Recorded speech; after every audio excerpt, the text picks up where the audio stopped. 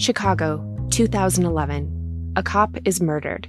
Police and prosecutors swear they have the trigger man. He swears he didn't do it.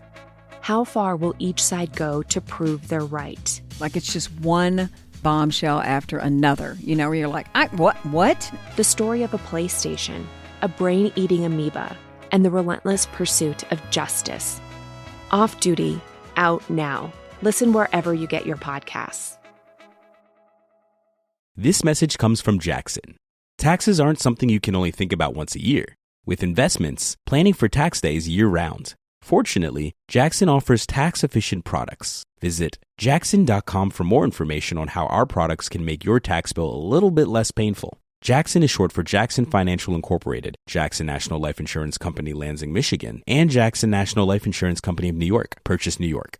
Over 90 of the top 100 U.S. accounting firms trust Bill to simplify and secure bill pay. That's proven financial infrastructure built on over $1 trillion of secure payments. Visit Bill.com/proven for a special offer. Hello, everyone, and welcome back to the Psych Legal Pop Podcast. This is a podcast where we talk about popular culture through the lens of an attorney and a therapist. I'm Brooke Brigham, I'm the attorney. And I'm Tess Brigham, I'm the therapist. And today we are going to be talking about a documentary that's currently running on Netflix. It's called Sweet Bobby, My Catfish Nightmare. Yes, and it was also a podcast.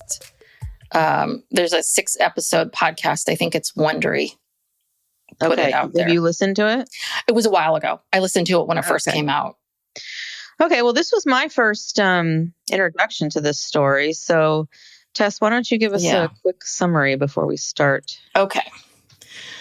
So, in 2009, Kirat Assi received her first message from Bobby through a Facebook account attributed to a cardiologist named Bobby Jandu, who purported to be based in Kenya and in the UK.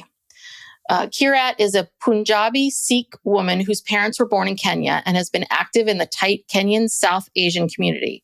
When she met Bobby, she was working in marketing and had a gig as a radio DJ. At the time, she had just gotten out of a long on-again, off-again relationship. She longed to get married and have children, and so she clung to the messages from Bobby. While she had never met Bobby in person, she knew of him because her cousin dated his younger brother, JJ, in real life. One day, she gets a message from her cousin, Simran, saying that Bobby had been shot in Kenya. She said he was in witness protection and had been moved to a hospital in New York to recover.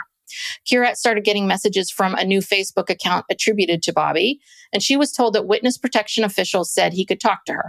This Bobby account also connected her to other Facebook friends who kept her apprised of his condition. Kirat would send him voice memos and receive text messages in reply, and she thought it was just because Bobby had suffered vocal cord damage. Sometimes they would have phone conversations and the voice on the other end of the line would be a faint whisper. In the documentary, Kirat's mother says, "I found his voice very, very strange, very squeaky. But despite this, I was very happy for Kirat." The relationship got serious, and soon Bobby was sending Kirat vision boards of their future weddings and her engagement ring. Okay. So I didn't spoil the big, but spoiler alert. If you at all want to be surprised by this documentary, this story, please pause this, go watch it and come back because we're going to spoil it for you. Yeah. Well, obviously Catfish is in the title. Yeah. So. Bobby is not. So there is a real Bobby. This person does exist, but that's not who's been messaging Kirat all these years. So. Yeah. And I think it was a total of this Catfish spanned, was it 9 years? 9 years. Yeah. Because she says, so Kirat lives in London and she got a message on Facebook in 2011. And, she was born and raised in West London and her parents are from Kenya. And I guess this is a very tight-knit community. So her getting this message from Bobby didn't seem strange. You know what I mean? Kind of like, hey, he was part of the same. Yeah, same community. He's really attractive. Apparently, he seems to have some money. He's from a well-to-do family. And I think that they have all these people in common. This all happened over Facebook, and so she's seeing that they have all these mutual connections. Mm-hmm. And so she doesn't think anything of it. Yeah. So, let's see. Should we just talk about like what happens in broad strokes and then we can get into the themes? Yeah, I mean, there's a lot of detail to this story. Yeah, so she ends up, she sees him in real life. She sees this person that you see in the pictures as Bobby at a club in Brighton when she was 32 years old. And she had, I guess, already been talking to him, or so she thought, online on Facebook, but he didn't seem to recognize her. Yeah. And this was the moment in which I mean, I'm not here to blame her, but this was a moment where it was like, why wouldn't you press that a little bit more? Because she thought, oh, he's drunk. It's too loud in the club. But he truly did not recognize her or know who she was at all. So the catfish had already started. It's just like a few months in, because she said that she had been talking to this guy online for, a few months, like 4 months or something. They happened to end up in the same club, and he doesn't recognize her because this guy's just a picture that someone's using to catfish her. Yeah. So it's a big coincidence. Yeah. But she doesn't think anything of it. And she just kind of moves on. Yeah. And they become friends online later. Some time goes by, I believe. She doesn't hear from him, but then all of a sudden he's back. Yeah. Well, because he was married and then he tells her, oh, well, my wife cheated on me, so I'm getting a divorce. So then he starts to lean on Kirat and, and she also had a situation where she was on and off with this guy since she was 18, from like 18 to 32 some odd years old. She had been on and off with this guy who every time they got close to commitment or getting married, he would run. So she was also in this very vulnerable place as well. So they were sort of leaning on each other. And Bobby was great because he would validate her. He would listen to her vent and talk and share her feelings and all of it. Yeah, because she was under a lot of pressure from her family, because this, in the Indian culture, getting married young and then starting to have a family when you're a woman is very important. And, she's at this point, she's 32, 33, 34, like time is ticking. Yeah. Well, and she says, her family puts her at the kids' table at weddings. I mean, she's already feeling this pressure. And it sounds like, according to Mom, she said, well, she had lots of offers and such after uni, but she always said no.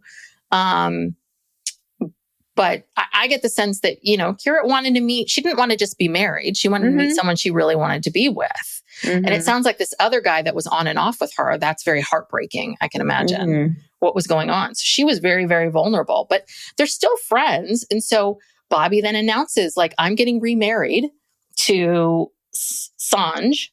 And we see the photos and of their wedding. And Bobby wants Kirat to meet Sanj.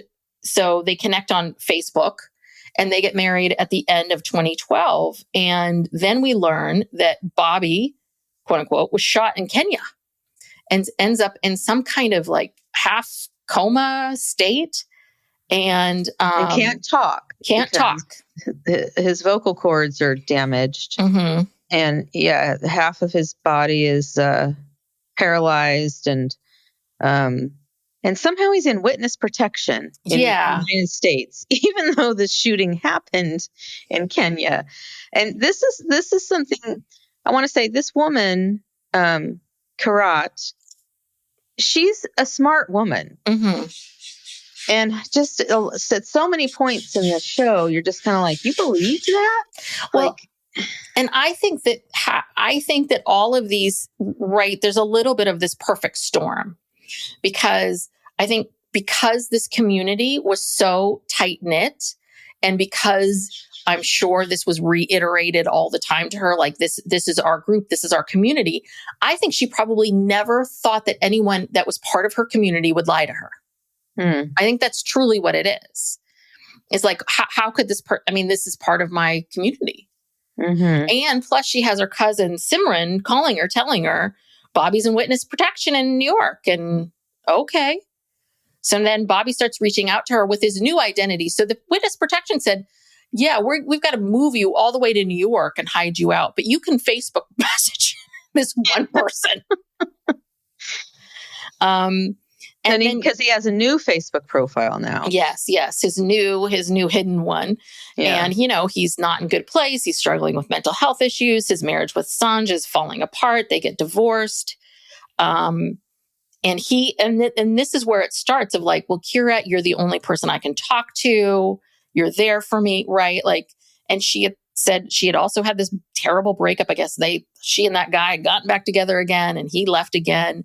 So, and also at the same time, the thing that was like reinforcing all of this was that there were all of these friends of his who she then became friends with on Facebook, and these profiles of these guys, and they're all kind of having like this group chat, and they have a Facebook group where they talk to each other. So then there's all these other people confirming, what he's telling her, even though she doesn't even know these people. You know what I mean?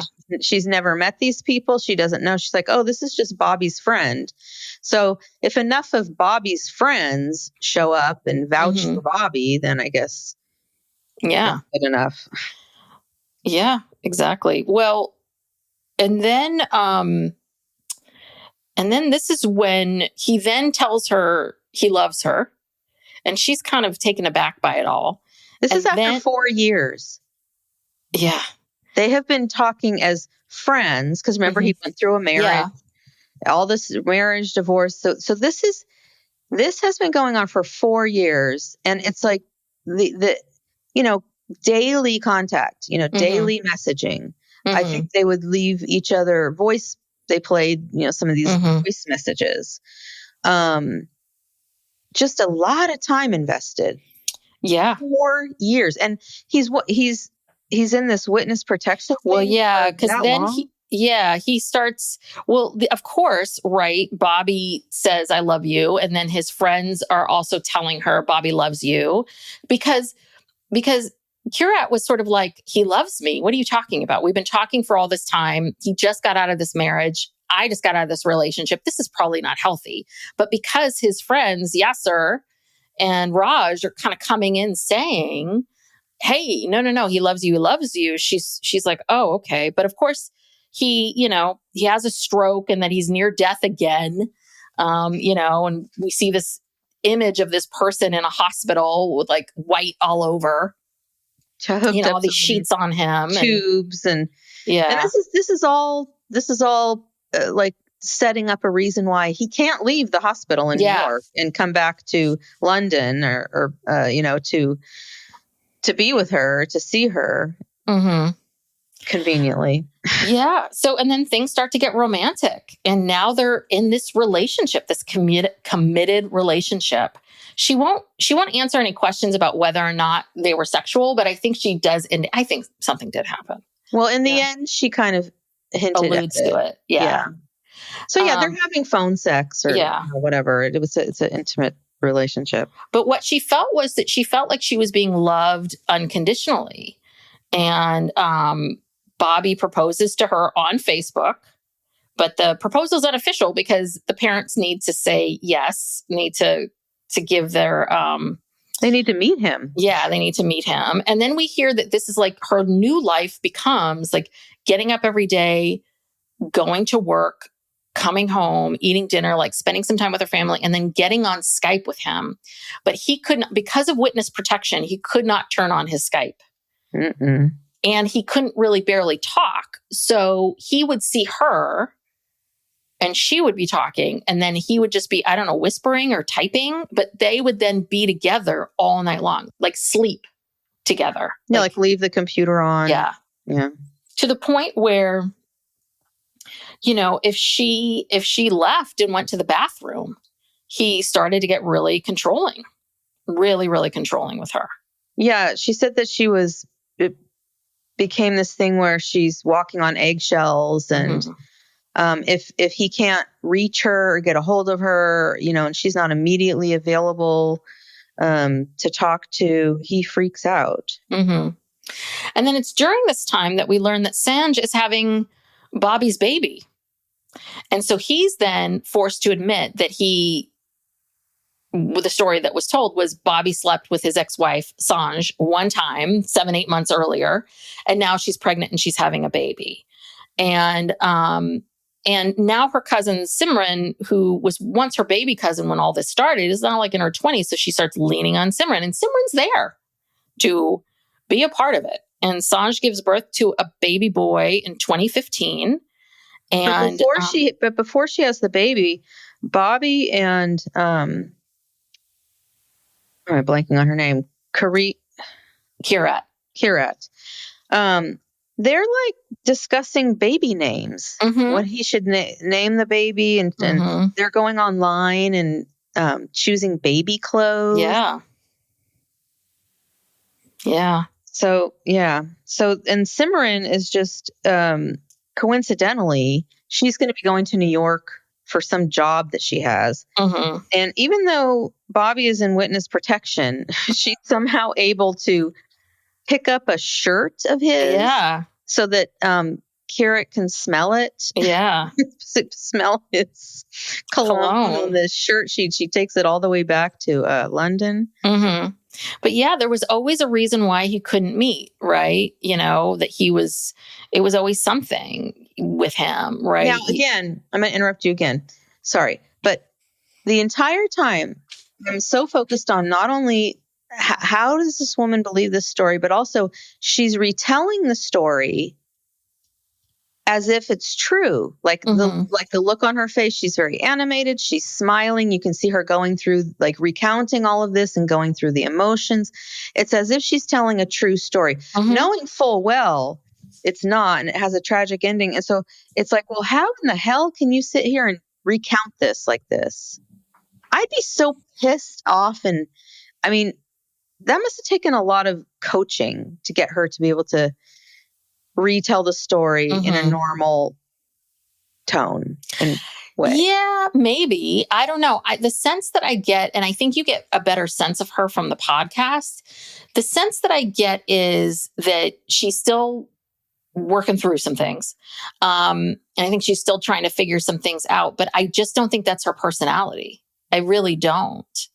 I don't think that that's her personality at all, to get angry.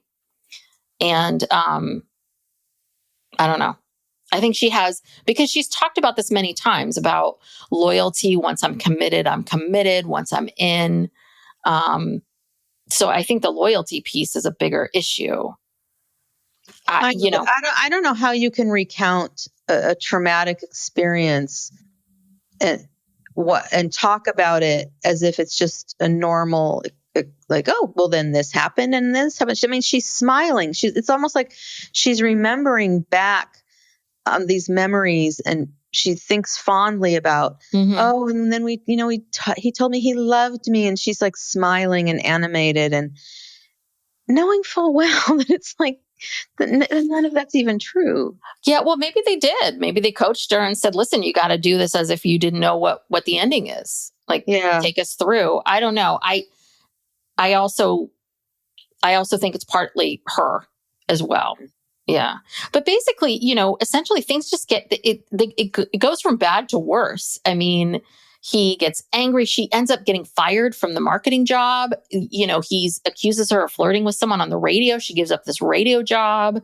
I mean, it's pretty much all the same stuff. If you really take a step back and look at it, it's kind of the same stuff that happens in any of these sort of, these relationships or cults or whatever. It's like a formula, right? Start to isolate the person, start to separate them, start to move them away from things that they really love and that make them who they are. Because I think that radio job was really important to her and in her identity. And so she's lost all these things that are her identity. And then the final one is like, apparently her grandmother's dying and she didn't feel like she could leave Bobby. And there's Skype sessions. And Bobby was supposed to come to the funeral and never came. And so it's 2018. She is now 39 years old. And we finally hear that Bobby's coming to London. He's gonna, see her. And so he gets there, he books a hotel. And after a couple days, she's like, where are you? Aren't you going to come? And she finds the hotel where he's staying and asks them, like, what's going on? Can I talk to Bobby? And they said, there's nobody named Bobby here. And she calls her cousin Simran, and then suddenly Bobby calls and says, hey, I told the hotel not to say where I am. Again, this witness protection is a little all over the place. Mm-hmm. But she's at this point now where she's like, I can't do this anymore. Like, I got to figure out I guess my guess would be she knows something's off, something's wrong. But what she believes is that maybe he's, having an affair or something else is happening. She thinks that he's with Sanj. Yeah. And so she goes to Sanj's parents' house. Yeah. She knew where that was, but and sees her there. Yeah. But doesn't talk to her, but then hires a private investigator, gets Bobby's current address, finds out he lives in Brighton, and she drives out to Brighton, rings the doorbell, and there's Bobby and Sanj. And so she thinks she's talking to her Bobby, and that now he's gotten back together with his ex-wife, or that he's been lying to her, and they have this baby now. But he's like, I don't know who this woman is. I've never seen her before in my life. Yeah. And the wife is like, what the hell's going on? Right? Yeah. She's just like, who is this guy? They're scared. Who is this woman? Like, yeah. They're ready to call the police because, they have no idea who she is. And she says to him, you've been talking to me for 8 years. Mm-hmm. And she's starting to get really agitated. And they're both just like, oh my God, there's this crazy woman here. Because she's a stranger to them, Mm-hmm. They've never seen her before. And then her phone rings and it's Bobby, but it's his face that comes up, but not his number. And I didn't understand how that played into this. Well, I think that Bobby called and Simran, right? Or no? Yeah. So Bobby calls, and while Bobby is right there. And I think that then Bobby's like, but that's not my number. The real Bobby says, right. Yeah, you're getting something that says, and that's me, that's my face, but that's not my number. And essentially what it comes down to, I mean, these people are very scared. She had gifts for the kid. I mean, they are, she knows where the parents live. Like, she is, those two are freaked out. And so when Kirat's talking to Simran about it, she's like, I'm going to call the police. I don't understand what's going on here. And that's when, the person has to come clean. Mm-hmm. And spoiler alert, this whole time, the person that's been catfishing her is her cousin, Simran. Mm-hmm. And she's been behind it the entire time. So she's been Bobby. She's been everybody. Every single person. Yes, everybody. Absolutely everybody. And she took these people's identity and she knew them because, again, Simran had dated Bobby's brother way back when. So she knew these people. Yeah. And she, took their pictures and then some of the people, like the friends, she just got random pictures off the internet of these two guys and made those guys up. But, I mean, this is a young woman, like, because she was saying, like, when she was 32, she was saying, Simran she kind of mentored her because she was in her... She was a teenager. A teenager. And so this young woman, teenager, decides to do this to her cousin for 9 years. Yeah. And you know how many hours... How much effort, how much work, how many hours a day went into this? Yeah, the other thing that I was thinking about was it's not just, this is all happening on Facebook.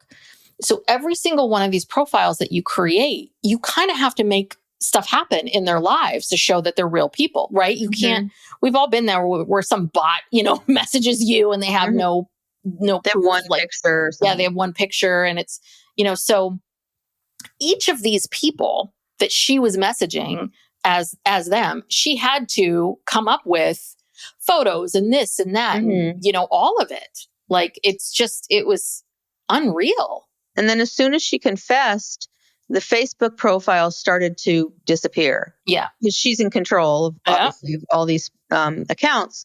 So, well,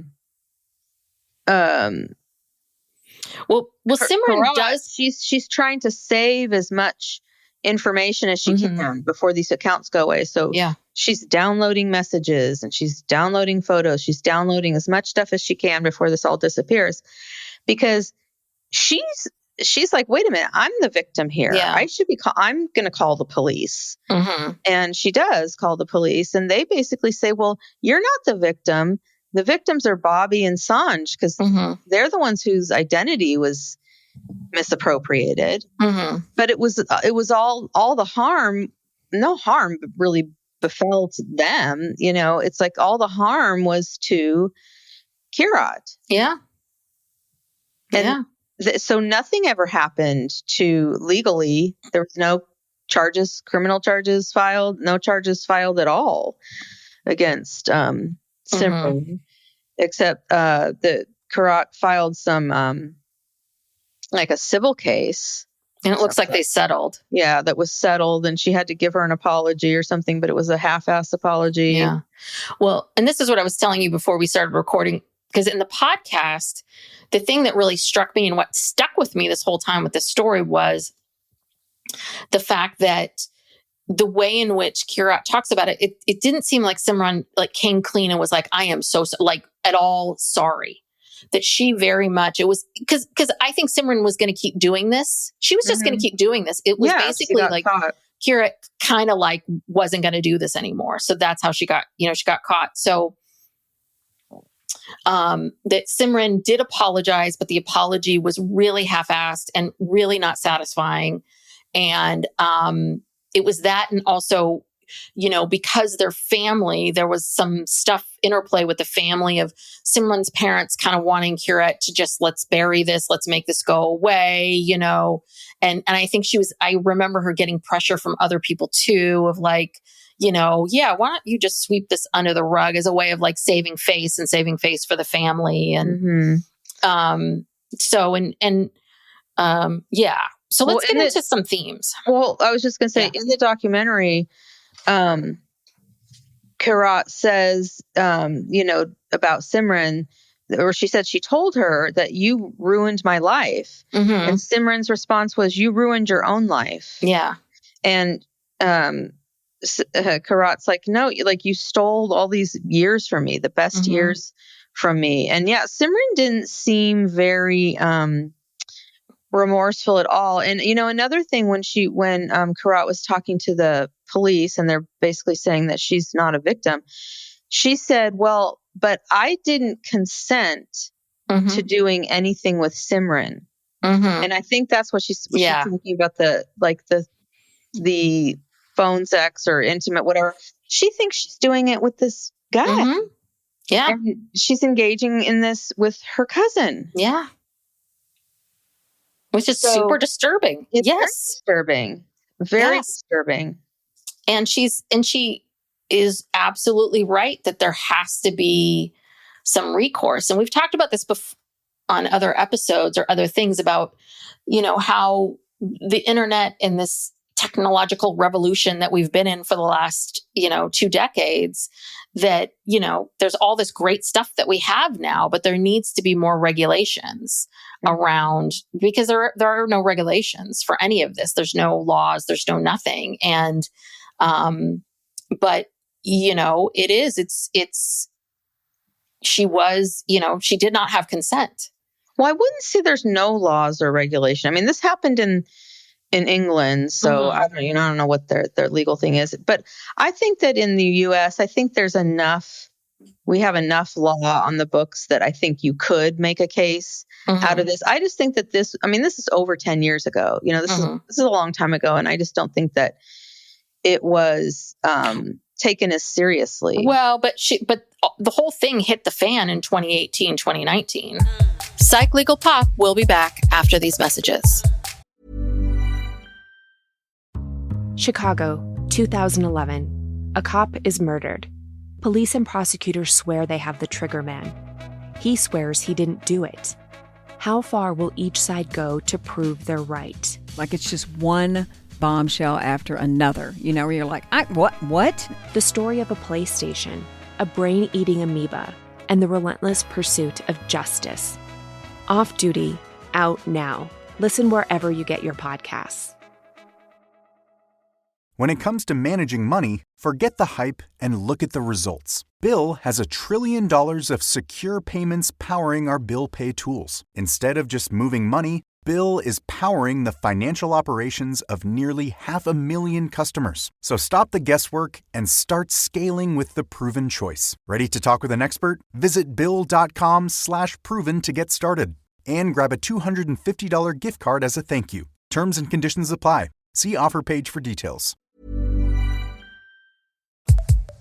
I mean, the catfishing started in 2011, but she found out about that, she said that the police were like, we're not going to do anything. Yeah. Well, again, I don't know what what kind of laws they have on the books. Maybe nothing. I don't know. But I do think the problem with catfishing too is that I think people are too embarrassed to come forward. And so, they don't want to, they don't want to get into it. They want it to go away and just sweep it under the rug. And, but anyway. Yeah. So let's get into some themes. And, my first one was just around this idea of wasted time. And that what Simran did, which I don't think she gets at all, is you stole time from this woman. And because she is a woman, you stole childbearing years, like those years where you, if you want to have your own child, that you kind of need to get on it and have your own child. And that just, to me, just is beyond, it's so cruel, truly, truly cruel. And yes, you can absolutely say that Kirat, she could have said, no, I'm 35. I need to get pregnant, or I need to do this, or I need to do that. But I think Simran, knowing the culture and knowing how things are, that she was able to constantly breadcrumb, you know what I mean? Kirat all the time of so Kirat's 36 and she's getting nervous maybe about, getting older and having kids. And I think Bobby's right there. No, we're going to get married. Don't worry. This is going to happen. Next month I'll be there, or whatever it is. And I think you can see how easy kicking the can down the road that you could wake up one day and it be 4 years, 5 years later. And it's, you're like, oh my God, I've been listening to the same story over and over again. Yeah. I don't know. You're having a hard time with Kirat. I'm having a really hard time with this. I really, really am, because it is so long and it's so much bullshit. The things that he was saying, the excuses were it was just BS. I'm sorry. If a man loves you, even likes you, thinks he likes you, he will move heaven and earth to come and see you. Period. But what if he's in witness protection? Well, again, he can't. He wants to move heaven and earth, Brooke, but he's in witness protection and he just had a stroke. Well, I don't know. I can't. I don't want to. I'm not trying to be like, oh, I'm so superior. No. I just cannot see myself falling for something like this. And all these catfish stories, if someone won't get on video with you, all these things, all these red flags, I just find it so, so, so hard to believe that she believed this, and that obviously she did, but I don't get it.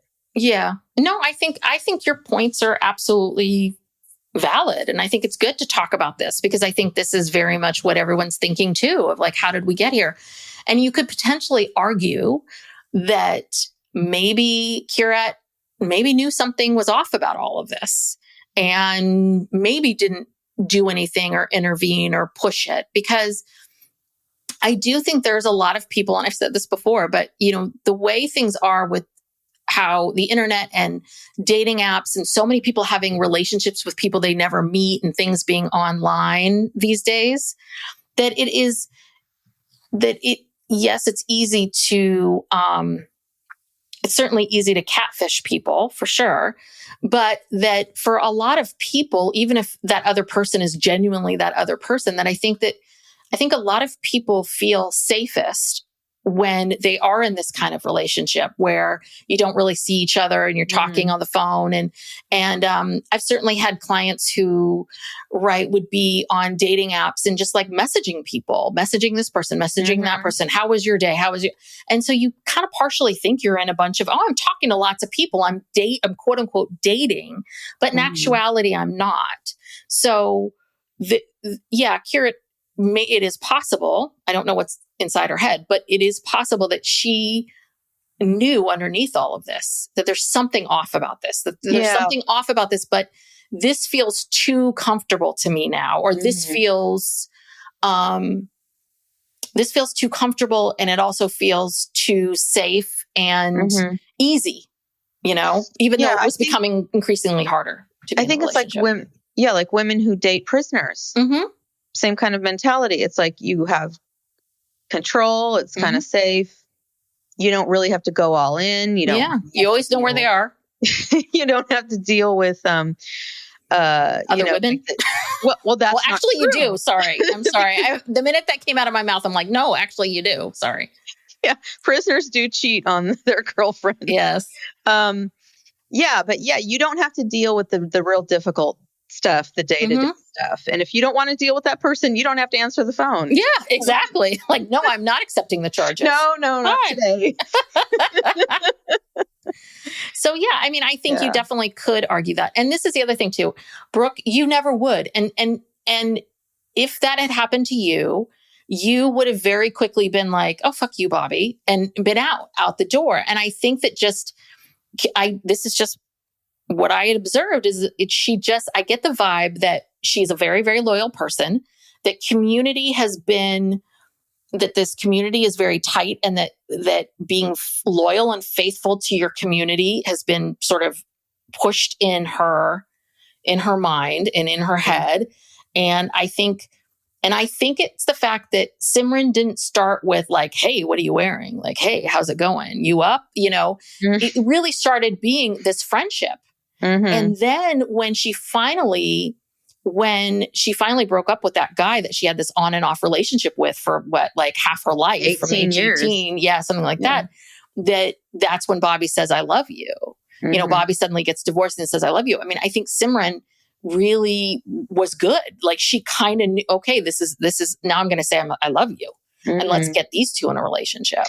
And also, she had already told her parents. When he asked her to marry him, she told her parents. So then they're all involved. And then that just made it even harder for her to get out. Yeah. And that's another sort of, there's the wasted time. But the other theme of it is like this group think, because if it was just Bobby saying, I love you, and this is happening, is that's happening, what Simran did is she created like one of the people was this one of Bobby's best friends, who is also a doctor.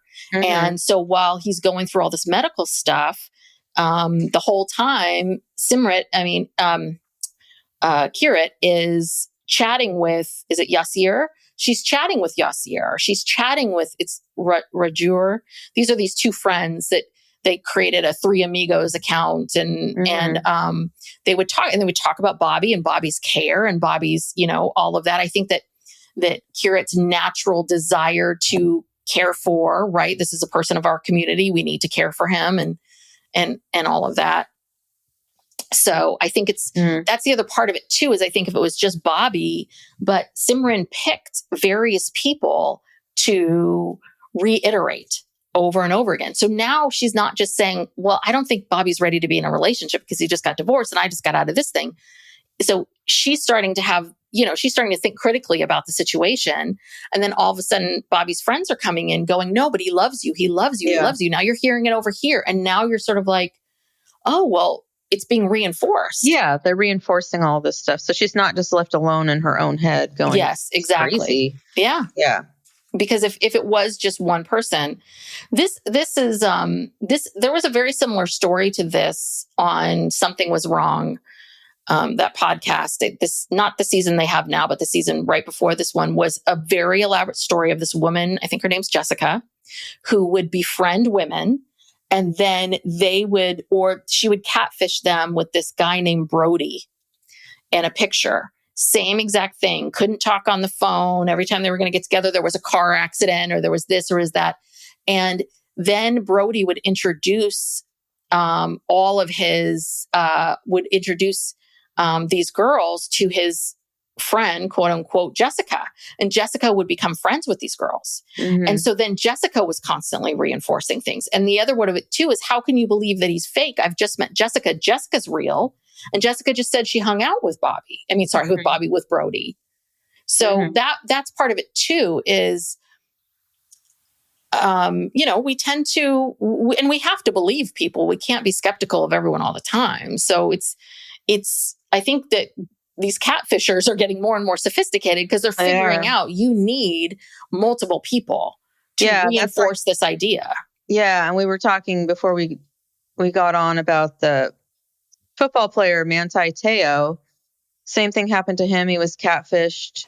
And the catfisher used Facebook connections, because there was all these people. He had multiple friends in common already, naturally. And so these friends, your Facebook friends, were vouching for this person, some way, shape, or form. Yeah. Yeah. I mean, and I also think that the fact that in this culture that, being married as a woman is the most important thing. We hear this from her mom. We hear this from everybody. Like, as a woman in this culture, getting married is very important. And being, having someone who, loves you and all of that. And I can also see with Kirat kind of feeling also, and I've had clients with this too, where they kind of feel like, well, I've been doing this with this person for 5 years. I got to keep going, the sunk cost fallacy. And I think she had that too with Bobby. I think that there were points where she wasn't terribly happy, but because this pressure of, but I've put all this time and energy into this one person, I can't leave and abandon them. And I'm sure the family reinforced a lot of this, of being loyal and, marriage is the most important thing. Isn't that what you want? Mm-hmm. And you're willing to sacrifice everything else for it. Yeah. Well, finally at the end there, when she got that private investigator involved, she just she hit a wall. That was the end of the road there. And in the documentary, the photo that you see of Simran, that's not really Simran. Oh, okay. They used a different photo, and they said that they also changed the, names or photos of some of the other people to protect their anonymity. But, I don't know who the real Simran is. Where is she? What, what her? Which actually, of course, the biggest question of all of this is, what does Simran get out of all of this? Yeah. Like, why? You're a young woman, you're a teenager into your 20s. You should be out enjoying your life, doing things, having fun. And you have spent almost a decade catfishing your cousin. And I don't remember if there were other people, but I think I could be wrong. If someone who's listened to the podcast could tell me one way or the other, I do believe that it was uncovered that Simran was also doing this with some other people too. Like, there were some other incidents that had happened. Like, I'm sure this incident with her maybe wasn't the first one or the only one that happened. But yeah, I mean, the what is she getting out of this? Because this is beyond a full-time job. She's on Skype every night with her for every night for years. I mean, you're never out. You're never doing anything. Yeah. Crazy. Just really, really, whoa. I mean, that's the other thing too. It's your whole life. It's been your life, a big chunk of it. Yeah. Why do you give up your whole life to do this? Knowing that someday it's going to be found out, or it's going to end. It's not going to go anywhere, but she must have just been getting something out of it. Well, I think, and one of the other cousins alludes to this, and I think that's right. I think it's a combination of power and control. Like, cause especially towards the end, she was controlling Kirat. Everything she was doing, whether she asked permission to go to the bathroom, whatever it is. So it's possible that Simran felt like she didn't have a lot of power and control in her life, or she's just someone who needs control. My guess would be I think that she probably feels like she doesn't have a lot of power and control. And this was something that she could control in her life and manipulate and tease. I also think, I know this might sound a little strange, but another reason why people cheat a lot of times isn't necessarily about sex. A lot of times it's about the excitement of it. It's about, it makes your life more interesting. Because a big part of life is how incredibly mundane it is, and if you're in a happy, healthy marriage, boy, is that boring because nothing's going on.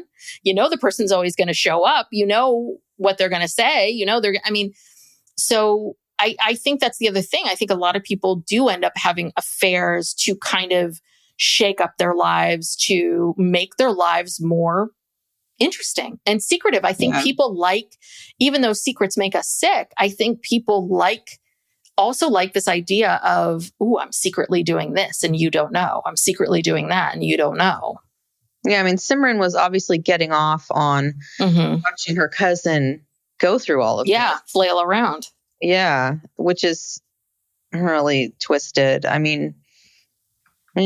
Yeah.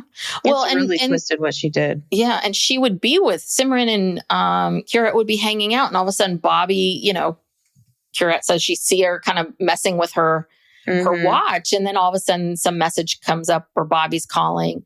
I don't know how she was able to do that. And it's kind of like the, we did this for our Patreon, Lover, Stalker, Killer. What also makes people, not really see through things is, if you're right there and then they're getting text messages from the other person, but it's really an account or it's really some kind of, app or something. An app to make, to send messages at a certain time.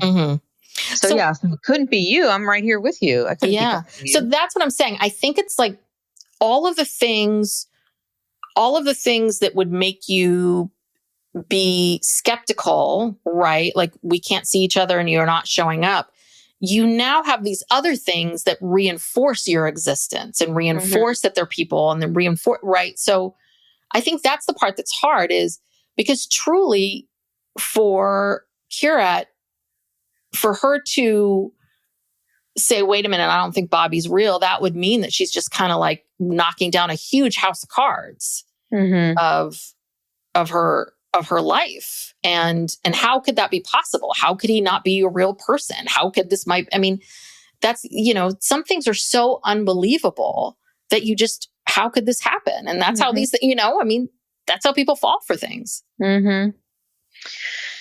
Yeah. Wow. And there's so much of this going on. Maybe not to this extent, but,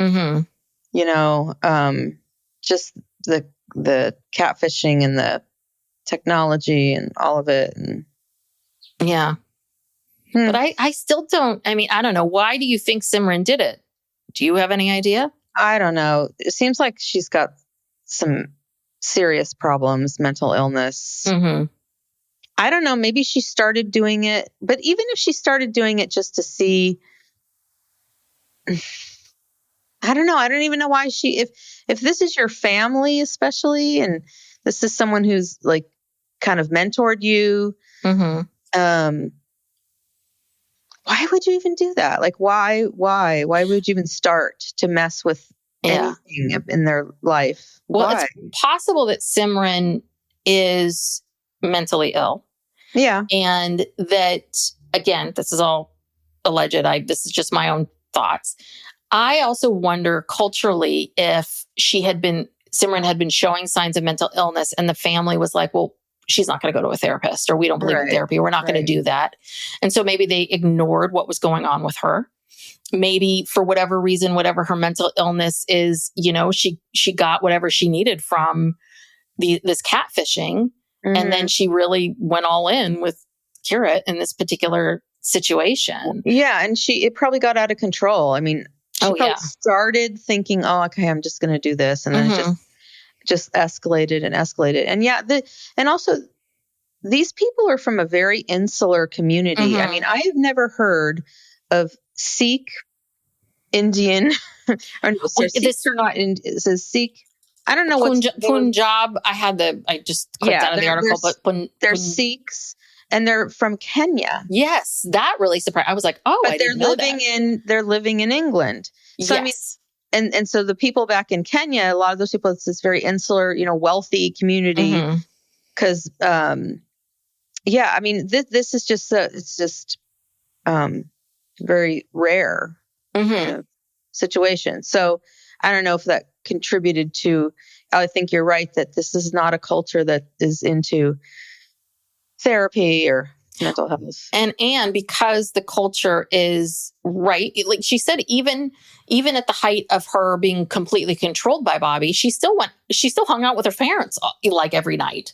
Right. So I think that family and this culture and connection and, is how they all interrelate with each other. So how could Kirat possibly believe that someone who's a part of her community would be lying to her? Right. Right. Of course she had, it's the last thing she thought of. She jumped right to, oh, he got back together with his ex-wife, because that's the logical thing that could happen, not this.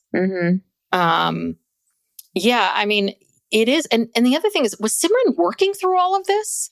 Like, how is this girl getting, how are you doing all of this? I mean, this was such a tremendous amount of work. And she probably had to be very mindful of each personality. Like, you got to write differently. You got to talk differently, because these are all, like, she made 60 profiles. You have to have 60 separate personalities. Yeah. So that makes you wonder too about Simran. Like, so is there something else going on that? Oh, there's clearly a lot going on. Yeah. I mean, I hope Simran is getting some help. I hope that she's not out like in the community, like doing this to other people. God. Yeah. But the biggest thing that I remember from the podcast is just the lack of remorse and how painful that was. Because Kirat talks about that, about getting the apology and not feeling like that I don't think that Kirat's ever gotten a real apology or a real understanding of why Simran did what she did. And I don't think the family, Simran's family, and the people around her are willing to like help her through this you know what I mean? I think they very much shut themselves off and were like, okay, let's ignore everything. And that's what I just remember about the podcast, was that I kind of felt like she was in limbo. She was still trying to pick up the pieces of her life, but at the same time, trying to understand what happened. That's back to what you're talking about. Was she coached to speak about things in this way? Or is this really what she's... matter of fact. Yeah. Or is she still going back there? Because I think there is, right? There's a lot of, we get a lot from fantasizing. We get a lot from going back in time and thinking about particular things. And I can imagine for Kirat, it's hard to let go of the fact that, like, this is a happy memory for me, but in actuality, it's not, because this person was lying to, he wasn't real. So maybe she, tries to see everything through that lens as a way of coping. I don't know.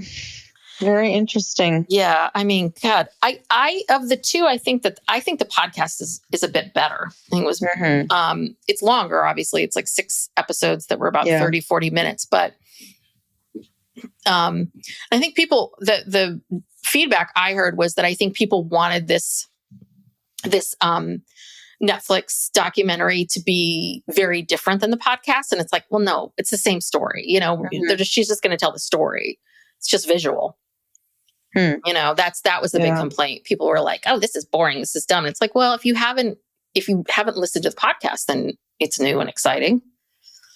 So I don't know. Well, it definitely has, I obviously knew she was being catfished. I did not foresee who the catfisher was. Yeah. Did you have any idea? Yeah. No, I really didn't. I kept thinking, well, who is this? As time went on, I was like, well, who's doing this? Who's doing this? Is is it this guy, Bobby? You know, I knew it wasn't because they show at the very beginning, they show the real Bobby coming in, sitting down and saying, I don't know who this woman is. So, okay, I knew it wasn't him, but I thought, okay, well, it's someone who knows him. Mm-hmm. I had no idea it would be her cousin. Mm-hmm. That was a big shock. Yeah. Anyway, interesting. A cautionary tale. Yeah. Yeah. Well, I guess Kirat now she's advocating. It sounds like she's trying to get more laws. Change the laws. I applaud her for I don't think by any means putting yourself out here on this level. I don't think you have to. It's but got to be so embarrassing. And you got to give her a lot of credit for the fact that she's willing to put aside her own embarrassment to educate people, to tell her story, to educate people, to also make other people feel less alone who have been through something like this. Because this is the part that's so hard is you thought you were loved. You thought you were seen. Like, this is what people want at our most basic core level. We all feel like we're not good enough and we want to be validated and seen and loved for who we are and all of our quirks. And to find out after 9 years, this was all a lie. Okay. Well, again, it shouldn't have taken 9 years. So you can tell audience, like, who would fall for the cult and who wouldn't? Because I'm telling you, I would join. Thank God. Thank God I'm around, Tess. Yes, I know. Thank God you're around. Thank God. To tell you. Thank God our father thinks everyone's full of shit all the time. Because if the roles were reversed, if I was the parent with Jim Jones and all of that and Ukiah. Oh God, we would all be dead. We would have died on that compound. He saved us from the cult. Yes, yes. I will continue to, be my skeptical self and try to save you from future cults. Well, yes. And if anyone's curious, we did an episode on Jim Jones it was a bit ago, but a year ago or something. But we have a, I don't know, what is it, tangential or weird connection to Jim Jones because our father knew him and not well. Tried to recruit our parents into that church because we were raised up in Northern California, Mendocino County. And our father thought Jim Jones was full of shit. The first time he met him, thought he was kind of douchey and was like, who is this guy? This guy's full of himself. And then started criticizing him to people that were in the cult. And he's like, oh, wait, you're in it? Oh, sorry. Because he kept telling people, like, isn't this guy an idiot? And then he'd find out that this is one of the followers. Yeah. Well, half the town was in the cult. Yeah. Yeah. So anywho, thank God. Yeah. Thank God. Thank God. Yes. You're lucky to have us. I am very, very lucky. And the other thing too is, you know what the other thing is? I could never get Catfish because I don't want to be on Facebook this much. Like, she had to keep Facebook open constantly. Like, this is too much on texting and phone. Like, too much of this. And I think maybe our ages, like, I think the show's our age. Like, we just don't want to be online this much. Yeah, I wonder if it's harder to catfish older people who are more technologically challenged.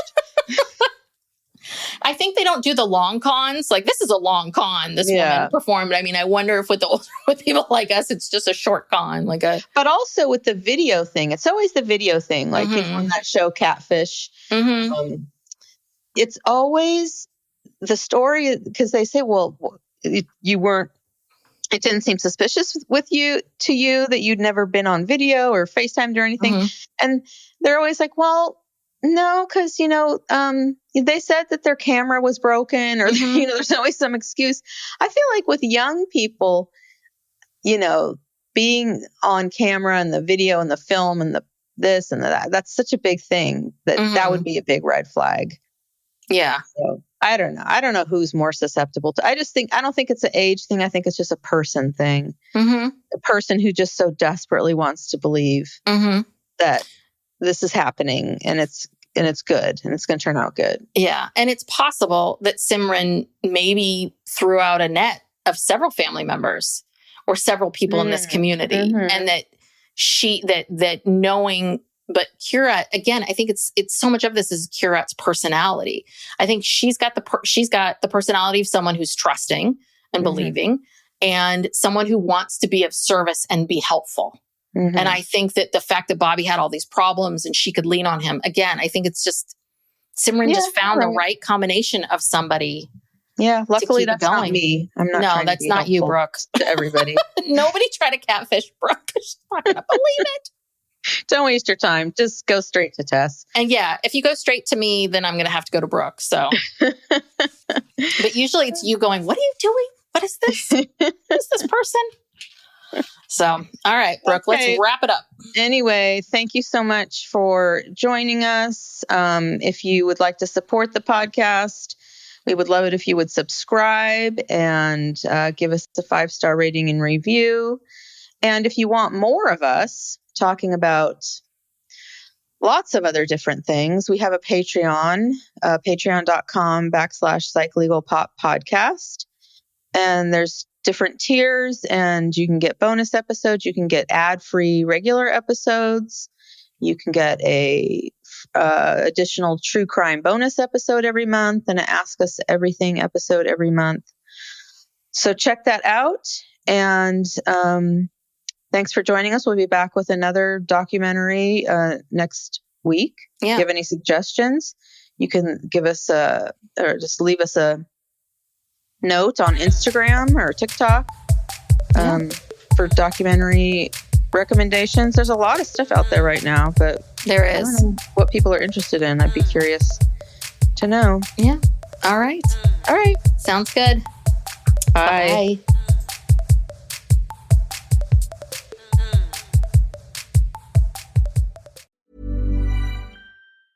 This message comes from Jackson. Taxes aren't something you can only think about once a year. With investments, planning for tax day is year-round. Fortunately, Jackson offers tax-efficient products. Visit jackson.com for more information on how our products can make your tax bill a little bit less painful. Jackson is short for Jackson Financial Incorporated, Jackson National Life Insurance Company, Lansing, Michigan, and Jackson National Life Insurance Company of New York, Purchase, New York.